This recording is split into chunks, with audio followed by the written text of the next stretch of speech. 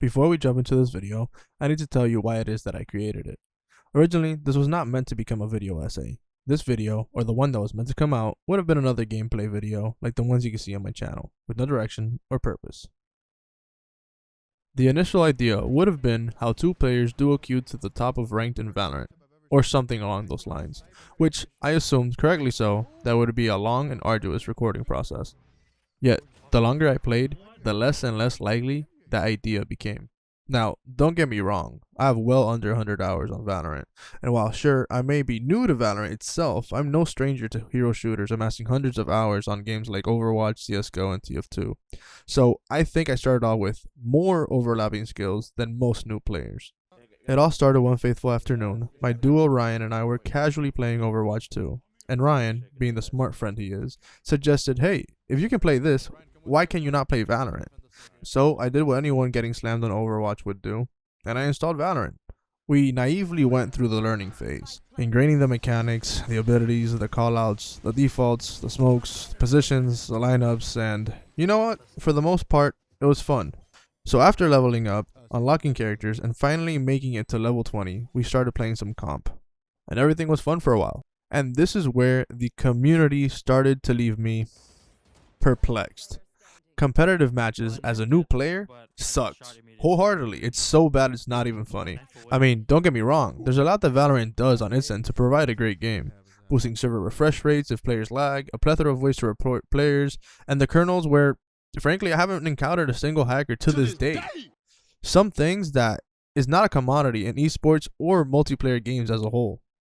Now, the whole reason I'm making this video is partly because I'm tired of it, and I need to vent, and I don't know, spread awareness or something. See, originally, I used to main a game by the name of Rainbow Six Siege. It is by far the game I've spent the most time on, and kept spending time in to get better, because, for me, that's half of the fun on its own. Getting better, learning from players that outplay me, adding their playstyles, techniques, and tricks into my arsenal. But that isn't Rainbow Six Siege anymore. And yes, this is a video about Valorant, but it's also a video about gaming as a whole. Now, Rainbow Six Siege is a game I've played, loved, and enjoyed for years, but as the game ages and the more people start playing it, I tend to find myself asking the question, why? And this is a phenomenon going on everywhere, from botters and cheaters on TF2 and the whole community review bombing and demanding their beloved game to be fixed, while these devs and company offer more content to cover their asses and sedate us, the common people, with shiny new weapon skins and features while the problem is rotting away at the game. And you can see this trend all over the gaming industry. You can see it in Call of Duty, you can see it in TF2, Siege, even Ubisoft's newly published game that was delayed a whopping 4 times and still came out being a desynced, unbalanced mess. For a company that develops quadruple A games and that demand that level of payment, well, what we get, at best, is an indie game. And that's not a shot at indie games. I love them. I've tried making some. So, back to the topic. For some reason, the game I mained, that being Rainbow Six Siege, is getting infiltrated with more hacks than any porn site has malware. And Ubisoft claiming that their ban rates are going up 60% from the last season.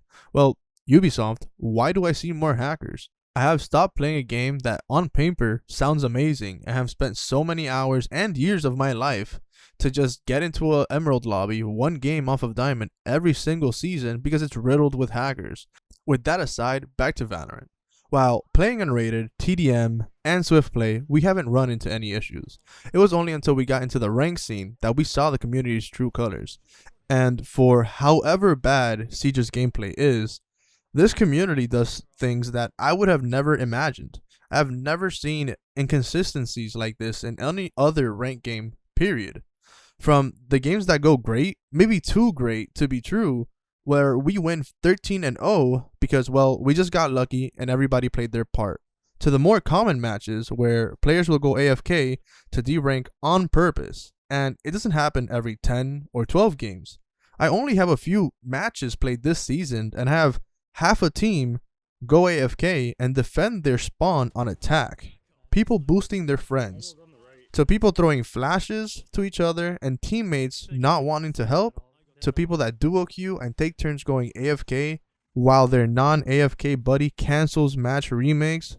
So when he comes back, he covers for him and they switch positions. I know that I'm new to Valorant, but in no game that I've ever played or have been new to have I stumbled across such a void of spirit. I appreciate the little things when players make deals over Vandal skins and can shit talk and get along, or even be critically suggested to play a different way to win. But the amount of times that people go AFK, disconnect, cancel remakes, and cover for each other is genuinely the scummiest shit I've ever seen, and it's a huge waste of our time. Why? Why join a game if you don't want to be in there? Why join a game if you want to throw matches on purpose? Why body block? Why flash your teammates? And why waste everyone's time in an otherwise really well put game? I don't know if it's because of the ease of access, being free to play, or maybe we have changed as gamers. But this is happening in every single game, and gaming just isn't what it used to be. It used to be staying up late and grinding one game until you hit the maximum rank, or everyone passes out from lack of sleep. The gaming industry has, quite frankly, gone to shit.